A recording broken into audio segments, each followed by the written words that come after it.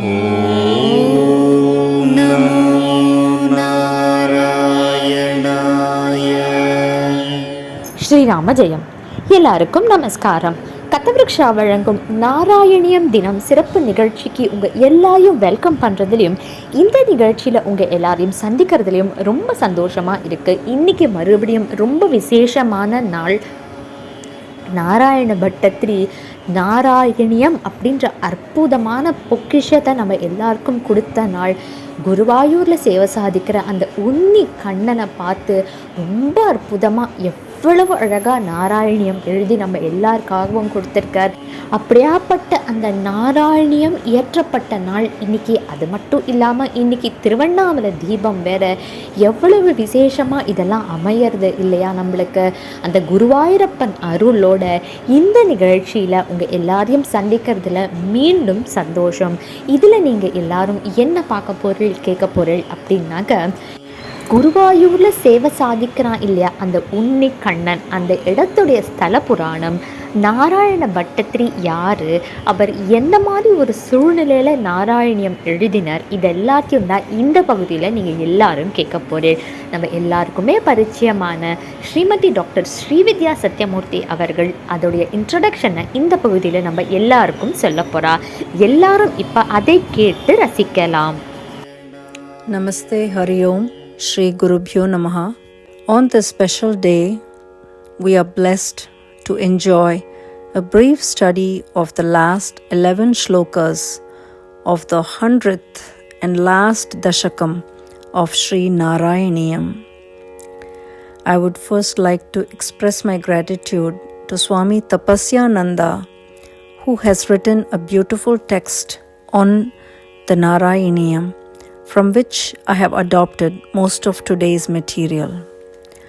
First, we will see who the composer of this text is and also what the subject of the composition is. And lastly, we will delve deeper into the meaning of the shlokas. This text, which is a poem and song, has a high place in Sanskrit literature. The author is Meppattooor Narayana Bhattatri, who was a Nambudiri from Kerala. The home of the author was about 2 miles from the temple of Tirunavaya Navamukunda temple, which is one of the 108 Divya Desams. His father was Matridatta. He was devoted to dharma and fluent in Bhattamimamsa and other tantras. The author Narayana studied Veda, Tarka and grammar. He was a prodigy in his early years, and he had mastered all learning by age 16. He was not spiritual in early life, but was deeply inspired by his guru, Tirukandiyoor Achyuta Pisharadi.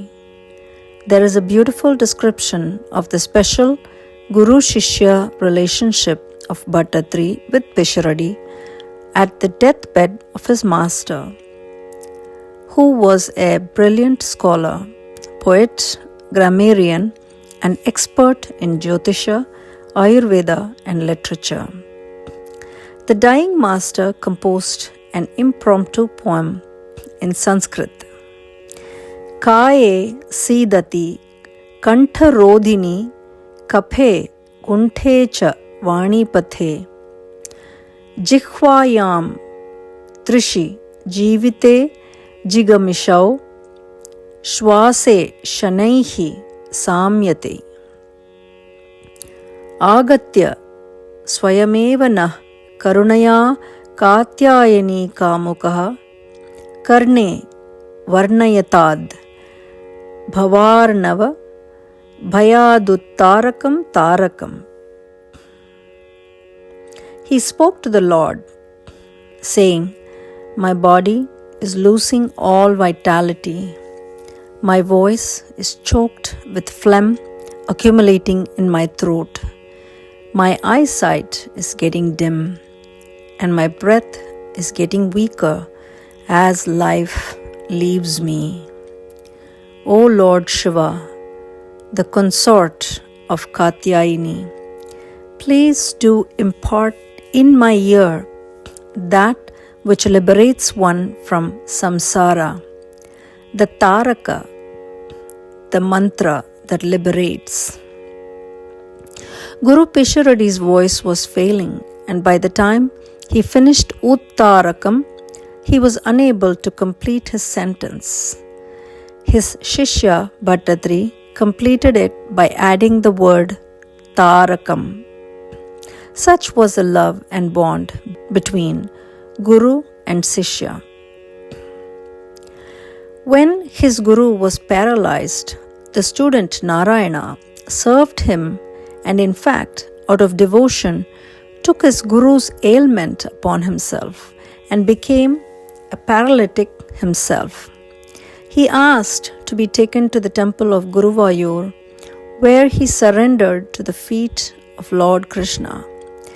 As he continued to suffer, he sent a message to great Tunchat Elthachan for advice. He got the response, "Start with the fish." And while people around him misunderstood the message, saying he cannot consume fish, Bhattadri quickly understood the meaning, that he should start composing praises of the Lord Narayana and his avatars, starting with Matsyavatara, the incarnation as the fish. So he started composing Narayaneeyam by dwelling in the temple of Guruvayoor. In 1036 verses, he described the entire Bhagavata Puranam by including the Lord's avatars and his creations. On the 100th day, which fell on the 27th November 1588, he completed the composition and is said to have had a complete and miraculous recovery, living a long life, supposedly up to 106 years of age. He was a prolific writer and had numerous compositions, including the Prakriya Sarvasva, Apaniniya Pramana, Dhatu Kavya, and Mana Meyodaya. He had numerous other compositions, including Prabandhas, Prashashtis, 3 Sanskrit hymnologies called Sri Pada Saptati, Guruvayoor Purastotra, and Narayaneeyam.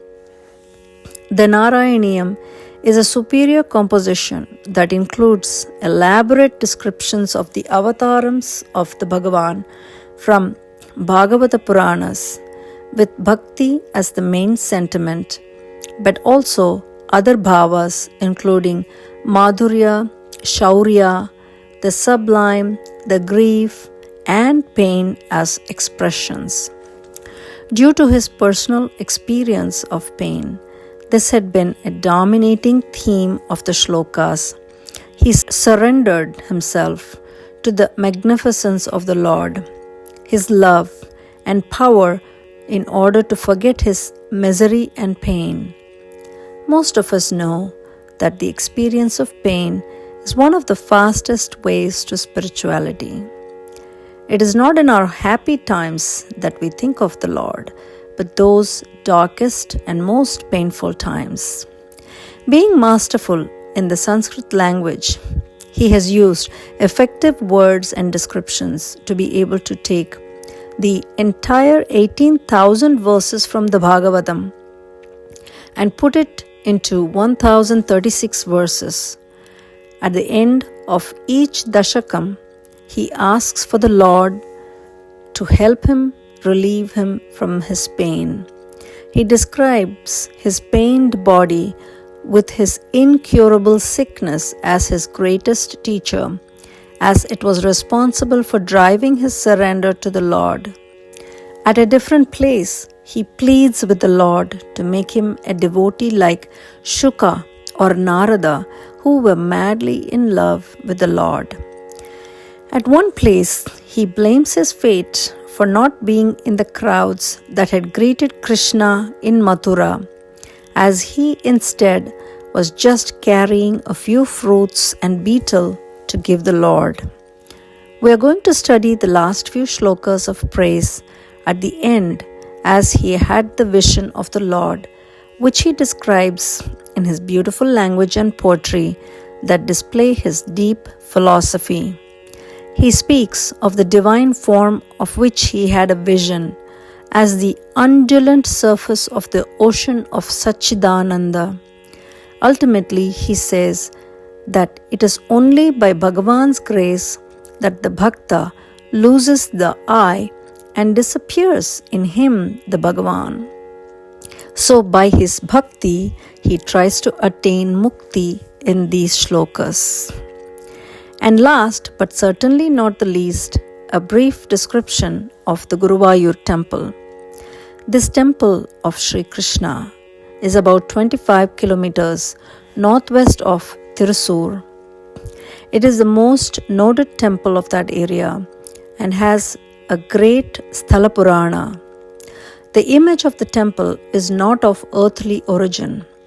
The image was given by Mahavishnu, made in a material called Pathala Shila to Brahma. He then gave it to a rishi called Sutapas, who gave it to Kashyapa Prajapati, and Kashyapa to Vasudeva, who gave it to his son Sri Krishna. Krishna got built at Dwaraka, the temple, and worshipped it.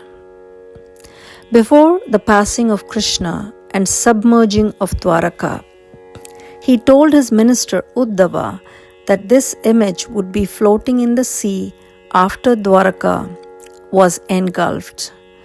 Uddhava was asked to convey this to Guru Brihaspati and to request that he install it at a suitable place to serve as a means for the upliftment and salvation of man in the age of Kali Yugam. Brihaspati, the Devaguru, found the image and along with Vayu went all over the world and finally, at the suggestion of Shiva, found the coastal region near Ambapura in Kerala. Because of Guru and Vayu establishing this temple together, it got the name Guruvayoor. The temple was said to have been completed soon after Krishna ascended after his demise. Therefore, the temple is considered to be 5077 years old. It is also called the Bhuloka Vaikunta, as the temple was installed in Vaikunta first before it came to the earth. This temple originated in the beginning of Kali Yuga, was later renovated by a Pandya king. There are numerous legends of miracles and divine powers of Sri Krishna associated with the Guruvayoor temple. It would require a separate series of episodes to cover those stories. An interesting part of its history is that after recovering its glory from days of poverty under the rule of the Perumal rulers, in 1716, the Dutch and Muslim rulers of the south, including Tipu Sultan, attacked, pillaged, and burned parts of the temple. The Murti was saved by the temple priests by shifting it to the Travancore temple during Tipu's attack. After Tipu fell in 1799, the Murti was brought back and the temple has since progressed with a huge popularity and following. Legend and history has that this temple mainly gained fame due to 5 great devotees who were Bilva Mangalam Swami, Kuru Amma, Poontanam Nambudari, Zamurin Manavikrama Raja, and Narayana Bhattadri. Narayana Bhattadri and his composition Narayaneeyam with the beautiful legend of the magical and magnificent grace and power of Lord Sri Krishna as Guruvayoor to completely heal him of his paralysis has brought about glory and fame to this temple. Thank you very much to Smt.Dr.Sividhya Sathiyamoorthy அவர்கள் குருவாயூருடைய ஸ்தல புராணம், அங்கே இருக்கிற அந்த உன்னி குருவாயூரப்பன் எப்படி அங்கே வந்து ஸ்தாபனம் பண்ணப்பட்டான், யார் யாரெல்லாம் குருவாயூரப்பனை ஆராதனை பண்ணியிருக்கா, எவ்வளவு விசேஷமான கோவில், நாராயண பட்டத்திரியோடைய ஆச்சாரிய சம்பந்தம் எப்படியாப்பட்டது, எப்படி ஒரு சூழ்நிலையில் அவர் நாராயணியம் எழுதியிருக்கார், பகவான் அவருக்கு எப்படி அனுகிரகம் பண்ணியிருக்கார், இது எல்லாமே ரொம்ப அழகாக எங்கள் எல்லாருக்காகவும் எக்ஸ்பிளைன் பண்ணிட்டேன். Viewers and audience, I am sure நீங்கள் எல்லாரும் இதை நல்லா கேட்டு ரசிச்சிருப்பேன்னு நினைக்கிறேன்.